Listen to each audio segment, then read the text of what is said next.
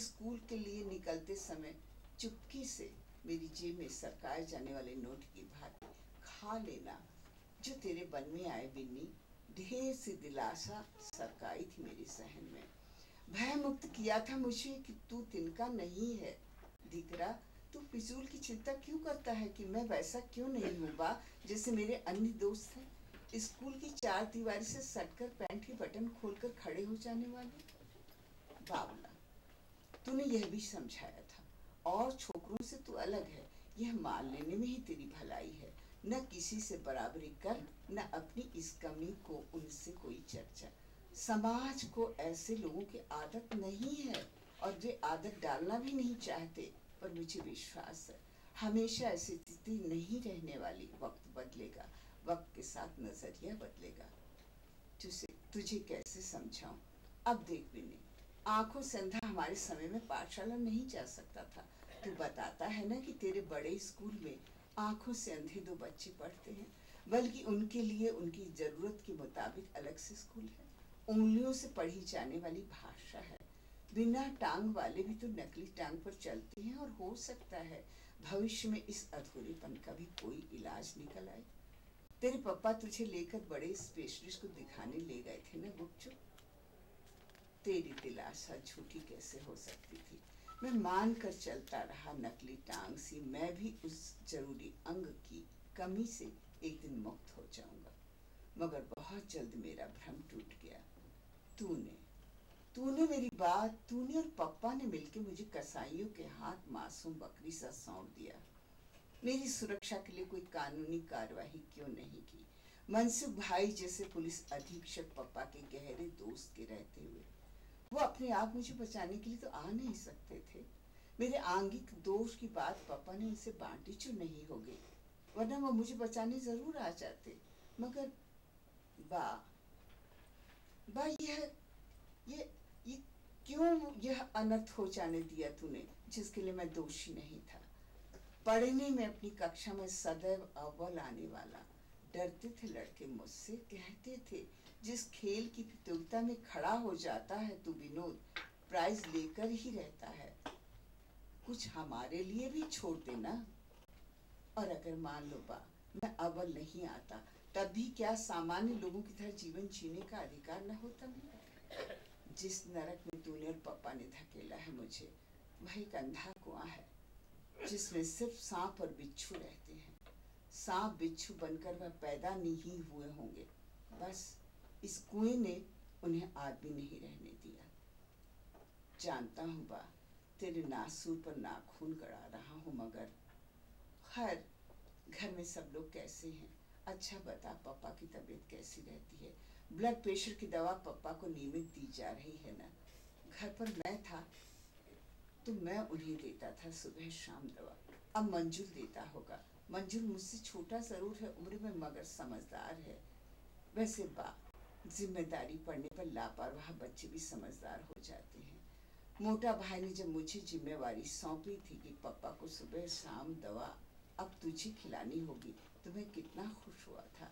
कुछ दिनों बाद मोटा भाई ने उनका ब्लड प्रेशर नापना भी सिखा दिया था, लेकिन पापा मुझ पर विश्वास नहीं करते थे। मेरे ब्लड प्रेशर नाप कर लिखने के बावजूद वो मोटा भाई को अक्सर गुहार लगा बैठते, जरा मेरा ब्लड प्रेशर तो आकर ले लो सिद्धार्थ, देखो बिन्नी ने ठीक लिया है कि नहीं, नीचे का कितना है बताओ तो। मेरे घर से जाते ही तुम लोगों ने कालवा देवी से नाला सोपारा घर बदल लिया था। तुम पूछोगी मुझे कैसे मालूम? दिल से मजबूर होकर तेरी आवाज सुनने की खातिर डरते डरते जब एक रोज मैंने कालवा देवी फोन किया, तो वहां फोन किसी और ने उठाया। पूछने पर बताया कि 5 वर्ष से यह घर अब उनका है। पुराने मकान मालिक कहाँ रहते हैं इसकी उन्हें जानकारी नहीं। मोटा भाई का नाम लेकर उन्होंने इतनी सूचना भर दी कि उनके पास किंग्सफी कैंप का उनके दफ्तर का नंबर है। उन्होंने कहा कि भूले भटके पुराने पते पर यदि कोई चिट्ठी आदि आती है तो वह उन्हें सूचित भर कर दे। वे स्वयं आकर या किसी को भेजकर अपनी डाक मंगवा लेंगे। मैंने मोटा भाई के दफ्तर का फोन नंबर उनसे मांग लिया था, मोटा भाई के दफ्तर से नाला सुपारा वाले घर का। दूर जाकर के क्यों लिया बा? मेरी वजह से। पहली बार जब चंपाबाई आई थी अपने घर तो पड़ोसी ने तुझसे पूछा था, वंदना बेन ये हिजड़े क्यों आए हैं तेरे घर पर? गलत खबर थी उनको, सेजल पेट से है ना, लेकिन अभी टाइम है। घर की बंद खिड़कियों के भीतर उन्होंने मुझे लेकर कितना घमासान मचाया था। उनके पास पक्की खबर है, मुझे देखना चाहते हैं, साथ ले जाना चाहते हैं। साथ ले जाने से उन्हें कोई रोक नहीं सकता, दुनिया की कोई ताकत नहीं। खबर पक्की है तो बच्चे को सामने करो, हम खुद देख लेंगे। माफी मांग निकल लेंगे घर से। कांपते स्वर में तूने पापा से कहा था। मंजुल को आगे कर देते हैं। रसोई से बाहर आ तूने मुझे बाथरूम में बंद कर दिया था। मंजुल को टांगों से चिपकाए हुए तू बैठक में आ गई थी। मंजुल की चड्ढी उतरवा चंपाबाई ने साफ कह दिया था। खेल खेल रहे हैं वे लोग उनके साथ, बच्चा इससे बड़ा है, गनीमत इसी में है। खामोशी से घर वाले असली बच्चे को उनके हवाले कर दे, कोई हंगामा नहीं मचाएंगे वे। जबरदस्ती पक्की खबर को कच्ची साबित करने पर क्यों तुले हुए हैं वे लोग? उनकी इज्जत का उन्हें भी ख्याल है, वे खुद भी अपनी इज्जत का ख्याल करें। वे दोबारा आएंगे, संगी साथियों के साथ आएंगे, उनकी पूरी बिल्डिंग को घर के नीचे इकट्ठा कर लेंगे। बाथरूम से बाहर आते ही मंजू ने सारी बातें बयान की थी मुझसे। उस रात सेजल भाभी को छोड़कर घर पर किसी ने खाना नहीं खाया था। मोटा भाई ने बैठक के बेंत वाले सोफे पर करवटें भरते पूरी रात काट दी थी। रात भर बाद तो मुझे अपनी छाती से सटाए सिसकियां भरती रही थी। तेरी छाती में से दुबकाए हुए मुझे मंजुल के जन्म के समय तेरी कही हुई वह बात स्मरण हो आई थी। मंजुल को गोद में संभालते मैंने तुझसे प्रश्न किया था अचानक, मेरे नन्नू क्यों नहीं है बा? तो तूने मुझे बहलाया था। हाँ देख, बच्चे के जन्मते ही आटे की नुन्नू बनाकर लगाना पड़ता है। नर्स भूल गई तुझे लगाना, लगवा देंगे तुझे भी। सुबह तूने सोकर तनिक देरी से उठे पप्पा को चाय का कप थमाते हुए दृढ़ स्वर में ऐलान किया था, बिन्नी को जल्दी से दूर किसी हॉस्टल में भेजने का प्रबंध किया जाए। खर्च सिर पर पड़ेगा तो तू अपने गहने बेच देगी। बाथरूम से नहाकर निकले मोटा भाई अपने कमरे में घुसते हुए तेरी ओर पलटे थे। 14 बरस बाद अचानक जिन से हिजड़े यहाँ प्रकट हो सकते हैं तो हॉस्टल में नहीं प्रकट हो सकते? कोई गारंटी है इसकी? बात फैल गई तो पूरे खानदान पर दाग लग जाएगा। अपने दीकरे के बिना मैं प्राण दे दूंगी। मोटा भाई बिफरे। अपनी कोख से एक ही औलाद पैदा की है बातों ने, हमें कहीं से पड़ा उठाकर लाई है जो तू उस रोज ही नहीं। तूने हफ्ते भर तक मुझे स्कूल बस से स्कूल नहीं जाने दिया था, इस भय से कि कहीं चंपाबाई स्कूल न पहुंच जाए। हफ्ते भर बाद 70 रोज तक तू मुझे नियमित स्कूल छोड़ने गई थी। मेरी कक्षाएं चलने तक तू वहीं बैठी रहती थी और खत्म होने पर अपने साथ लेकर घर लौटती थी। 18वें दिन मुझे फिर से छुट्टी करनी पड़ी थी। तू बाईं टांग में उठ रही साइटिका की असह पीड़ा से बेचैन हो रही थी। तूने सेजल भाभी से आग्रह किया था कि कुछ रोज के लिए वह अपने दफ्तर से छुट्टी ले ले और मेरी हिफाजत का जिम्मा उठा ले। होम्योपैथ से तुझे एक आध दिन में आराम आ जाएगा। जवाब सेजल भाभी ने न देकर मोटा भाई ने दिया था। जवाब की बजाय सवाल उठा, ऐसे कब तक चलेगा बाप? जब तक चल सकेगा। कब बोलने वाले पापा का सुझाव था, फिलहाल 15 दिन का मेडिकल और भिजवा देते हैं स्कूल में, आगे देखते हैं समाधान तो नहीं पापा। सेजल छुट्टी ले नहीं सकती, परसों ही उसके नए बॉस ने कार्यभार संभाला है और मैं छुट्टी लेकर घर बैठ नहीं सकता। पापा क्षणांश विचार मग्न हुए। बात खरी है तेरी सिद्धार्थ, पर कोई रास्ता तो सूझे ना। ऐसा न करें, जूनागढ़ तेरे भानु मामा से चुपचाप बात करके देखते हैं, वहीं कहीं किसी हॉस्टल वाले स्कूल में बिन्नी का दाखिला करवा दें। फिर वही ढाक के 3 पात। मोटा भाई खींचे। हिजड़ों की बिरादरी का नेटवर्क बहुत तगड़ा है। बीची बात, भानु मामा को बिन्नी की असलियत बताए बिना जूनागढ़ नहीं छोड़ा जा सकता। असलियत बताते हुए पूछेंगे नहीं, इतनी बड़ी बात हमने अब तक उनसे छिपाई क्यों? तब पापा का सर डूबा हुआ सा हो आया। बिन्नी होशियार है पढ़ाई में, तमाम पिंगिस क्लासेस चलती हैं कालवा देवी में, प्राइवेट फॉर्म भरवा देंगे। बाहर रह रहकर उठने वाली पीड़ा की लहर के बावजूद तू शांत चित्त थी। अपना स्कूल बैग पीठ पर ला दे। उस दिन का टाइम टेबल लगाए बैठक के कोने में खड़ा छटपटाता मैं सोच रहा था, मेरी स्कूल बस छूट गई। भीतर बैठी अनहोनी की मंडराती काली परछाइयों परे धकेल मैं शक्ति भर चीखा था, पापा मैं घर में बैठकर नहीं पढ़ूंगा, सबके साथ पढ़ूंगा, अपनी ही कक्षा में बैठकर। मुझे स्कूल जाना है, मैं अपना ध्यान रखूंगा, अपनी हिफाजत खुद करूंगा। कब तक मैं अपने सहपाठियों से टेलीफोन पर होमवर्क नोट करता रहूंगा? मुझे छुट्टी नहीं करनी, मेरी पढ़ाई बर्बाद हो रही है, पिछड़ जाऊंगा मैं अपनी कक्षा में। पिछड़ना नहीं चाहता मैं बोर्ड टॉप करना चाहता हूँ। मैं टॉप कर सकता हूँ पापा, मैं टॉप करके दिखाऊं, मुझे स्कूल जाने दो प्लीज प्लीज पापा, मारे स्कूल जाओ छे, कहता हुआ मैं अपने कमरे में घुस गया। बैग परे फेंक बिस्तर पर ढेर हो गया था। मंजूर कमरे में नहीं था, उसकी स्कूल बस तो कब की जा चुकी थी। भूलते क्यों नहीं कीलों से चुपते प्रसंग, क्यों घुमड़ाते हैं तेरी स्मृतियों के कंधे पर दब के। तेरी स्मृतियाँ जो मेरी सांसों में घुली हुई हैं बा, उन्हें अपने से अलग करूं तो कैसे करूं? याद रखना चाहता हूं तो बस बरसों बरस बाद सुनी गई तेरी प्यार भरी आवाज को, जो मेरी आवाज के बा उच्चारते ही गोद में तब्दील हो गई। दीकरा मेरा बिन्नी, तू कहाँ से बोल रहा है? यह पत्र अब पूरा नहीं कर पाऊंगा। सींचू के बाहर मेघों का बरसना कम नहीं हो रहा, भीतर उसे मैं कैसे रोकूं? कमरे की छत जाने कौन उड़ा ले गया है। लिफाफे पर पता लिख दिया है जिसे तूने फोन पर नोट करवाया है। पता पोस्ट ऑफिस का है, मेरे घर का नहीं। मेरे घर का पता कहीं कोई है बा? कैसी विभ्रम की स्थिति में जीता हूँ मैं बा। पगे लागू बा, तेरा बिन्नी उर्फ विनोद उर्फ बिमली। धन्यवाद।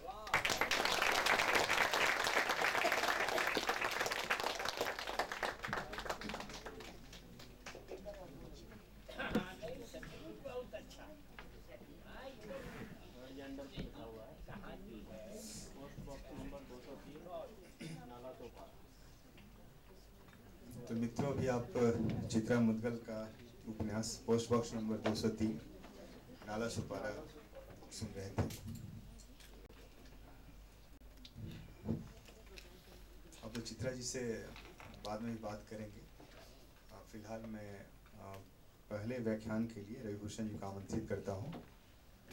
और जैसा हमने कहा था कि हम लोग 15 मिनट समय रखेंगे, इसी हिसाब से रविभूषण जी रांची विश्वविद्यालय में हिंदी के प्रोफेसर हैं और हिंदी के बहुत बड़े आलोचकों में से एक हैं, और समकालीन समय के सवालों से ही लगातार टकराते रहे हैं।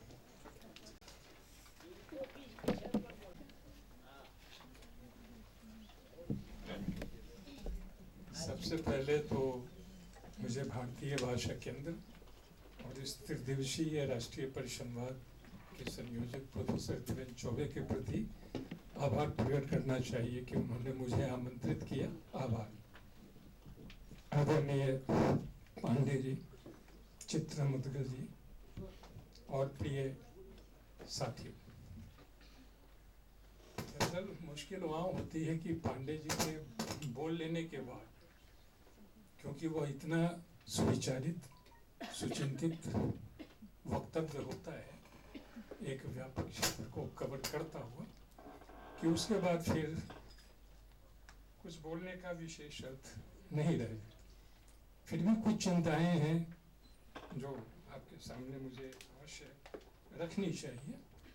इतिहास लेखन के पहले ही साहित्य लेखन हो चुका होता है, यानी साहित्य की रचना पहले होती है और इतिहास की रचना बाद में। उसी प्रकार से जिसे हम जन इतिहास कहते हैं या पीपुल्स हिस्ट्री कहते हैं, उसकी रचना बाद में होती है और जन साहित्य की रचना पहले होती है। ये सबसे पहले 7 अप्रैल 1966 को टाइम्स लिटरेरी सप्लीमेंट में E.P. थॉम्सन का एक छोटा सा लेख 2 पृष्ठों का प्रकाशित हुआ था, पीपुल्स हिस्ट्री शीर्षक से। उसके बाद ये पीपुल्स हिस्ट्री कहिए तो एक मुहावरा बन गया। लेकिन इसके पहले, सबसे पहले संभवतः 1932 में पहली बार लुसियन फेब्रे ने history from willow and not from एवब की बात की थी। कोई एक अल्वेट मैथ्यूज थे, उनकी प्रशंसा करते हुए। उसके पहले का कोई उदाहरण इतिहास में शायद देखने में नहीं आता। साहित्य और जन साहित्य में इतिहास की उपस्थिति कैसे होती है या प्रवेश कैसे होता है। साहित्य के जो विविध रूप होते हैं, उन विविध रूपों में कविता में, कहानी में, उपन्यास में, नाटक में, निबंध में या अन्य साहित्य रूपों में हम इतिहास को कैसे देखते हैं, कैसे तलाश करते हैं, ये भी एक ध्यान देने की बात है। और मैं समझता हूँ कि जब दो यहाँ युवा इतिहासकार, बद्री नारायण जो कवि हैं और हितेंद्र पटेल जो उपन्यासकार हैं, वे शायद अच्छे ढंग से इस पर अपनी बात कह पाएंगे कि उपन्यास में जब इतिहास प्रवेश करता है तो वह किस प्रकार से प्रवेश करता है, और कविता के जरिए या कविता का अध्ययन करते हुए हम वहाँ से इतिहास को किस रूप में देखते हैं या इतिहास के कई बिंदुओं को हम किस प्रकार से निकालते हैं। इतिहास लेखन की जैसे आवश्यकता होती है और व्यवस्था होती है, उस तरह से तो नहीं साहित्य लेखन की आवश्यकता और व्यवस्था होती है। लेकिन इतिहास लेखन जहाँ तथ्याधारित हुआ करता है, वहाँ साहित्य तथ्याधारित नहीं होता। इतिहास का संबंध जहाँ मुख्यतः अतीत से होता है, समकाल से भी होता है, लेकिन ज्यादातर अतीत से, वहाँ साहित्य का संबंध समकाल से ही होता है। अब देखना यह चाहिए कि अगर इस तरह से जो इस अमृतलाल नागर की जन्म शताब्दी के अवसर पर यह जो आयोजन हो रहा है, तो अमृतलाल नागर के उपन्यासों में हमें जिस प्रकार से इतिहास देखने को मिलता है, क्या यह सबसे अधिक प्रतिबंधित साहित्य है। पांडे जी बोल रहे थे कि 500 प्रतिबंधित साहित्य हिंदी में